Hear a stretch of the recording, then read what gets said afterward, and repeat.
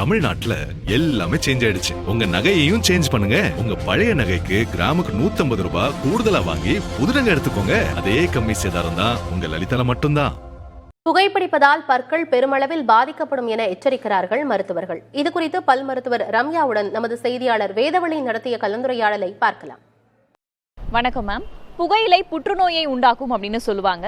இதயத்துக்கும் நுரையீரலுக்கும் எந்த அளவுக்கு புகையிலை பாதிப்பை ஏற்படுத்துதோ அதற்கு முன்னதாகவே பற்கள், ஈறுகள், எலும்புகளுக்கு பாதிப்பை ஏற்படுத்தும் அப்படின்னு சொல்றாங்களே, ஏன், என்ன மாதிரியான பாதிப்பு ஏற்பட வாய்ப்பு இருக்கு? நம்ம வாயை பொறுத்த வரையிலும், ஓரல் ஹெல்த்தை பொறுத்த வரையிலும் அதோட சிம்டம்ஸ் ஃபர்ஸ்டே நம்மளுக்கு தெரிய ஆரம்பிக்கும். அதில் முக்கியமான ஒன்று வந்துட்டு ட்ரை மவுத். உங்களுடைய வாயில் ஒரு ட்ரைனஸ் ஃபர்ஸ்டே நம்மளுக்கு தெரிய ஆரம்பிக்கும். அது இல்லாமல் உங்களுக்கு அடுத்ததாக தெரியறது உங்கள் வாயில் சின்ன சின்ன அல்சர்ஸ் வரும். சின்ன சின்ன அல்சர்ஸ் வரும்போது நீங்கள் டென்டிஸ்ட் கிட்ட ஒரு செக்கப் போக வேண்டியது ரொம்ப ரொம்ப அவசியம். புகையிலையில் இருக்கிற நிக்கோட்டின் என்ன பண்ணுன்னா ஆக்சிஜன் சப்ளை, பிளட் வெசல்ஸோடைய பிளட் சப்ளை கம்மி பண்ணும்.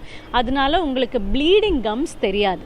அதனால என்ன ஆகிடும்னா ஈரிலிருந்து அது போனுக்கு ஸ்ப்ரெட் ஆனதுக்கு அப்புறம் பல்ல ஆட ஆரம்பிக்கும் போது தான் உங்களுக்கே தெரிய வரும் இது இவ்வளோ பாதிப்புகளை ஏற்படுத்தி இருக்குங்கிறது.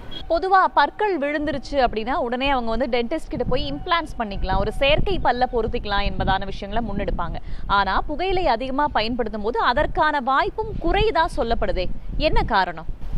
அது ரொம்ப உண்மை.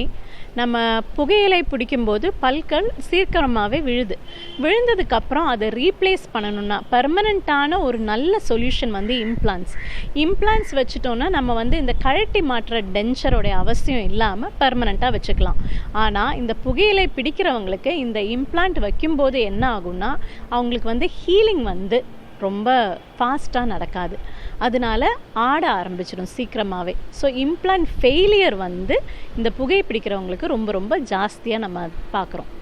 தமிழ்நாட்டுல எல்லாமே சேஞ்ச் ஆயிடுச்சு. உங்க நகையையும் சேஞ்ச் பண்ணுங்க. உங்க பழைய நகைக்கு கிராமுக்கு 150 ரூபாய் கூடுதலா வாங்கி புது நகை எடுத்துக்கோங்க. அதே கம்மி சேதாரம் தான் உங்க லலிதால மட்டும்தான்.